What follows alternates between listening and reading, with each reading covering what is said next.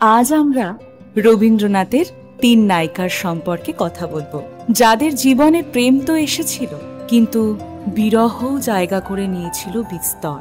চিত্রাঙ্গদা, যে প্রমাণ করেছিল রূপ দিয়ে প্রেম হয় না, প্রেম হয় শুধু হৃদয়ের মিলন। মনোরথে সাজু অভিসারে পেহেলু সুনীল বেশ, কাজর নয়নে সরাজ বয়ানে কুসুমে সাজানো কেশ। চণ্ডালিকা, জাত পাত স্পৃশ্য অস্পৃশ্যতার উপরেও যে প্রেম হয় তা প্রমাণ করেছেন। যমুনার পার গহন আধার ঘন পবন মাঝে, পিয়াসে থামোর বেদনা কাতর মোহে লাগি बैठे আছে। শ্যামা প্রেমকে পাবার জন্য পৌঁছে গিয়েছিলেন এক সীমাহীন পর্যায়ে, কিন্তু অসীম প্রেমের সাগরে নিজেকে সিক্ত